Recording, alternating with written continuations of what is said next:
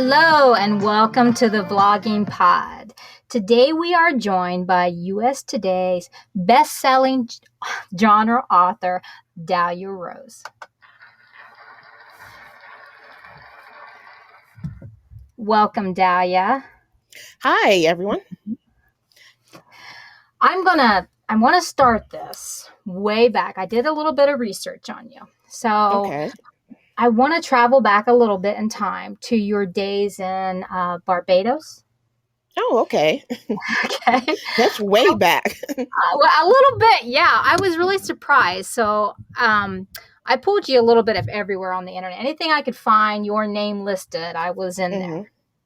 hmm Um, I basically want to. I really am just so curious of your move from a paradise island to Charlotte, North Carolina. Well, I got here through a few little bumps, and this was the final destination. I used to live in New York for a little while, Okay. and I bounced from Barbados to New York, and then did a little traveling, and then ended up in Charlotte, where my husband was stationed. He's in the Army, so he was like, you should probably just move out here, you and the kids, and, let's start a life over here. And I was like, okay, because I'm so accustomed to just, picking up and going. So that was 15 years ago. So I've been stable since then. Wonderful. Now, were you writing when you were in New York, or did that come later when you were more where you are now? I've always been writing. I was writing from 12 years old in Barbados. So Wow. yeah. And it's so funny because I'm 12, 13 years old, you know, taking my aunt's romance novels and reading them voraciously. And I always just loved books, and I always used to just write down my little love stories. And when I moved here, my husband was still deployed, and he's like, hey, you should write some of the stuff that you send me. You should really just, become a writer and really try to get your dream going. Uh-huh. So I sat down and I budgeted everything, and then I started writing, and it just went from there. 15 years later, I'm still doing it. Well, that's awesome. That is awesome. Okay, so keeping it in mind with this youthful setup I just started us with. Okay. Okay. Okay. Um, Tell us, did you ever think you'd be publishing with Hallmark? No, I did not. That in itself is amazing. Right. And this just happened last year because of Naima Simone. She's and if you don't know Naima and her books, you guys need to really check them out. She's with Harlequin and a bunch of other places. So she just told me about this open call for Hallmark, and she's like, it's unsolicited, so you can send it without an agent. And at that point, I didn't have an agent, and I was like, they're not going to take me. And then I sent in a proposal, and then I got the call that they wanted to see the first 30 pages. We freaked out a little bit on the telephone, and then it just went from there, went back and forth. And then I got that call from Hallmark saying that they wanted my book. And yeah, I went a little crazy there for a minute. Sweated profusely, almost fainted. But yep, that was it. And that was like, oh my God, I'm with Hallmark. That's fantastic. Now, keeping that in mind, because you just brought up an interesting point. You said you didn't have an agent, but with all this popularity that it's now shining on you, now I say that loosely because there's another question. Because I was surprised about how many books, but I don't want to get too far ahead of myself. Okay, so Okay.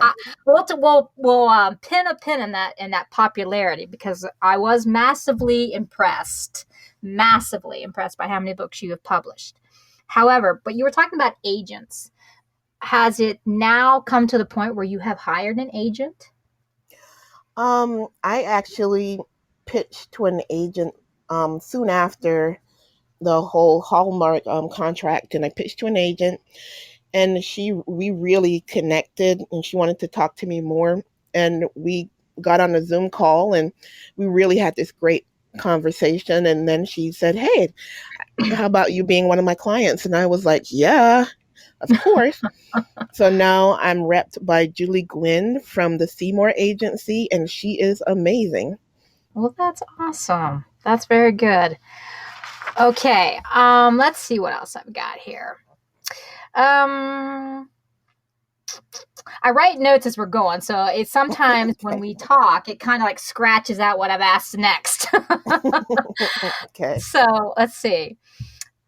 Okay, let's go back to the Hallmark for a second. Can you Okay. share any details about that at this time, or do you have to wait on that? I can share some because we are on pre-order on Amazon. The book is called Mistletoe and Juno.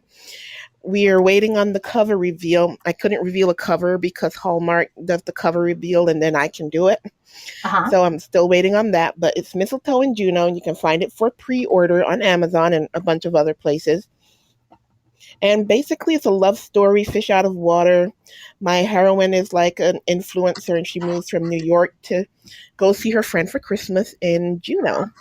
And this is like a New Yorker, basically, jumping into the snow and the ice in a small town and, falling for the town sheriff who happens to be a retired disabled veteran. And he lost his leg.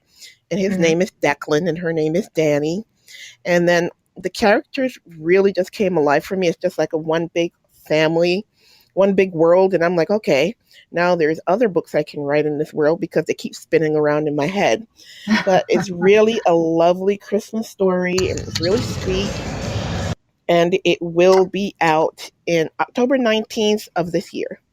October 19th. All right, I'm writing that down because I do not want to miss that. Um, your fish out of the water. I mean, did that just come to you, or was there something in mind that just spoke to you about that's the way to go about with the story? I think it's more it spoke to me because I generally think about myself as a fish out of water. I left an island that I grew up in, and it's so completely different to the United States. And then not only did I leave an island, I didn't go to a small town, I went to New York. And they say if you can survive New York, you can live anywhere, and that is true. Well, how So, small? Go ahead, hon. go ahead. I'm No, sorry. no, you're fine. It's kind of hard to pace it sometimes on this. When you talk about a small town, now how small are where you are now in Charlotte? Charlotte is a growing metropolis, as I like to say. It's called Little New York or the Hmm. Queen City, and it's pretty much huge. We live in this little suburb close. It's called Mint Hill, Hmm. and it's quiet and serene. And I have my office, and it's just completely different to New York City, where everything just constantly moves 24/7.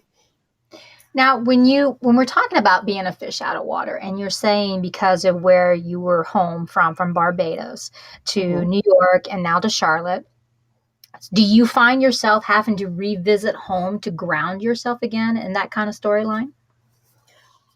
I I go home because I love it. And we're actually leaving on Sunday to go back to Awesome. Barbados for 3 weeks. And that's going to be my first vacation in about 2 years.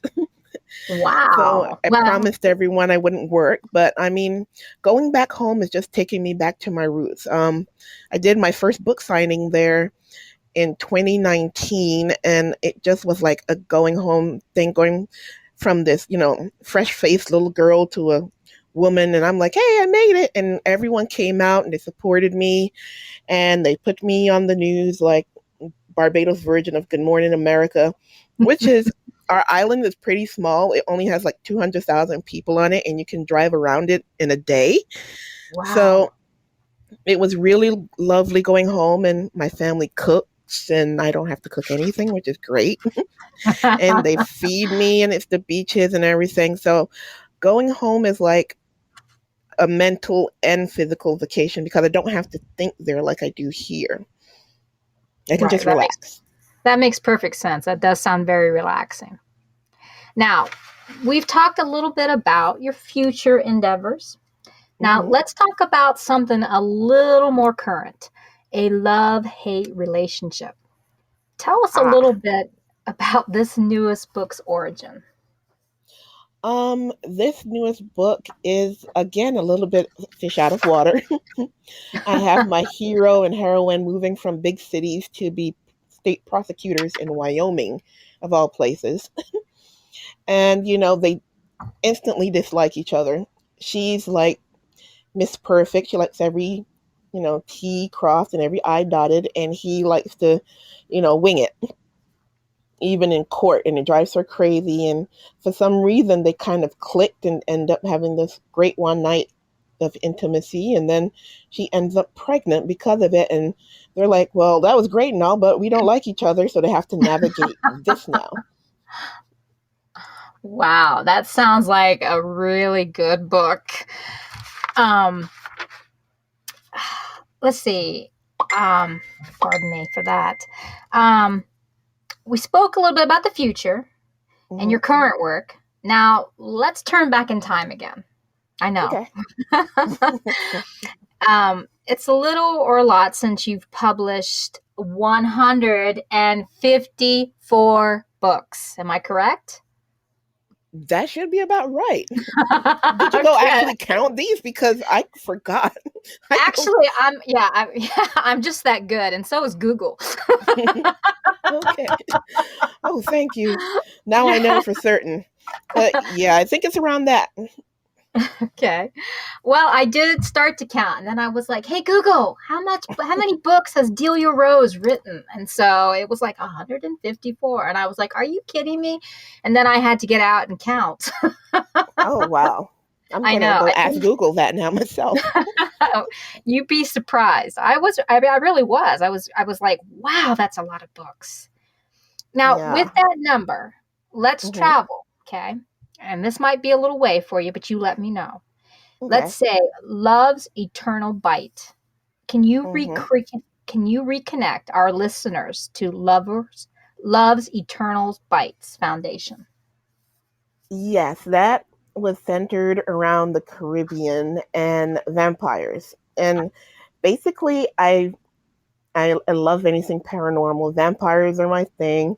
I write contemporary and all kinds of genres, but I'm a sci-fi junkie and I'm a paranormal junkie. I'm also a Scorpio, so I get in those dark little moods where I want to watch crazy things. And Uh-huh. I thought, well, I've never really seen a vampire, movie set or book set in the Caribbean, and that's really what I did. I took my heroine, and because of the Caribbean's background, Creole background in Louisiana and places like Charleston, I Mhm. really started her out in Louisiana and then took her back to the islands and home. And by the time she goes back home, she's a vampire and she's with, her maker. And they Mhm. are really, he's trying to protect her and she's, hungry and ready to feed. I tell people I don't write sparkly vampires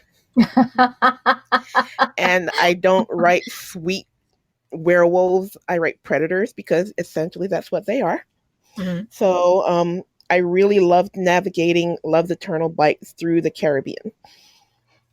So how many times would you say that you have written vampire? I mean, along that line of vampires in your books. I Was think this the only once, or have you want to decide to take another take at it each time?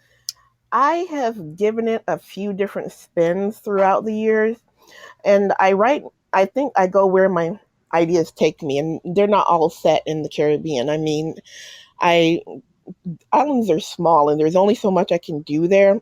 And I like to set them all over the world, but sometimes what the basis is that my heroines are usually going to be African American or have some kind of Caribbean or cultural background, and my heroes are Caucasian because interracial, and that's kind of like my life right now. My whole family is interracial, and my husband Mhm. is Caucasian, and I am a Caribbean girl, so I take it all over the world, but I always try to give them a little bit of my heritage and the culture that I grew up with. Well, that's interesting. So you like to keep it close to home, something familiar that what you're about and what you're most familiar with. Yes. Somewhat, but I do, with 154 books, that would probably get a little stale. And as my husband says, my mind never shuts down because I'll come out of the shower and I'll be like, honey, guess what I just thought of? And he's like, another book plot. I'm like, yes. And so I just have this wild imagination that keeps going and going and going. So if I think about it and I think it's plausible and it interests me enough, with enough research and enough time, I'll probably write a book about it. I was going to ask you if you were going to say yes to that answer. I had a lot more questions for Hunter, but yeah, I just let the questions go where they go. Um, okay, so how do you think you've changed as an author from the first time that you wrote Love's Eternal Bright from 2010 to today's A Love Hate Relationship from 2021? Let's see. Well, the first book I ever wrote was Paradise Found, and Mm-hmm. that was more of a serial killer thing set in Charlotte. That was the first book I ever wrote. And again, it was military, kind of thriller esque. And from there, and right after that was Love's Eternal Bite. And I think with And how? me, I've evolved as being a little bit more edgy. Mm-hmm. I was very, young and jaded at that point and so enamored with everything about the publishing world and writing and actually being to live my dream and have this as a career. And now I'm a little bit more edgy and I like to, push boundaries Mm-hmm. and change around the roles, like maybe make my heroine be the hero for once and, my hero be the guy who needs her help. I just like to try to push more boundaries now instead of going to the traditional aspects of each genre that I work with. So you mentioned Paradise Found. What year was that published in? Originally 2005, but it went through 2000. yeah, it went through a few different publishers.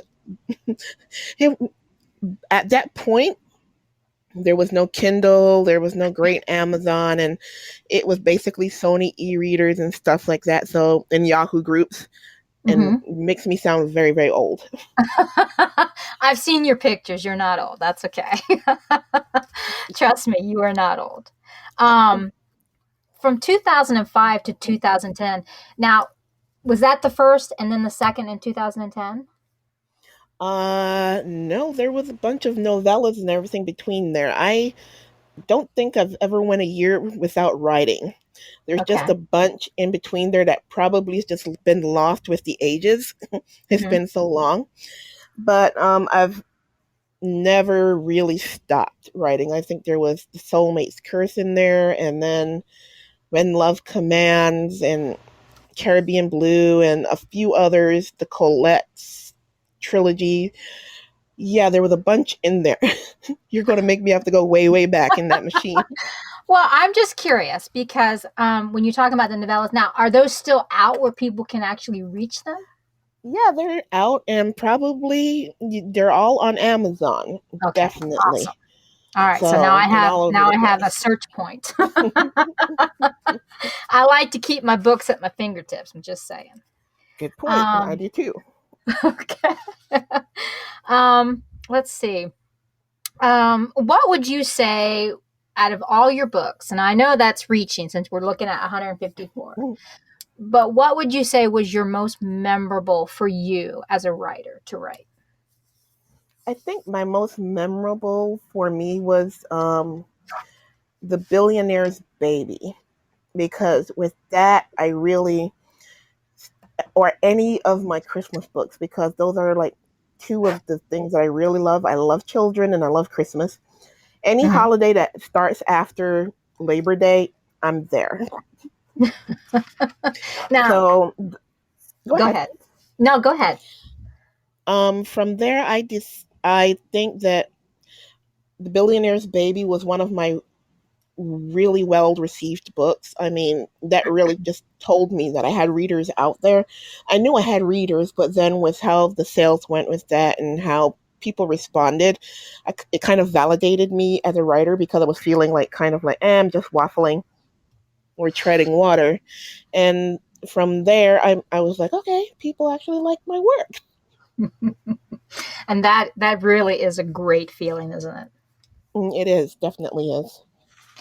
Now, we have about 39 seconds left. What would you like your readers to take away from this? What would you like them to know most about you as an author? I think that would like them to know that I am the person that they see on the internet, this person they see on Facebook acting goofy, being a kid. That's me all around. A lot of people like to think that, that we're putting on a face, but I really can't do that. And I'm just this down to earth girl that likes to do crazy things and get out and explore. And I hope that I bring some of my experiences to them in my work. Wonderful. I want to thank you so much for joining me today. And thank you so much, listeners. I hope that you'll tune in with us again this coming Thursday for another author interview. Thank you very much, everyone.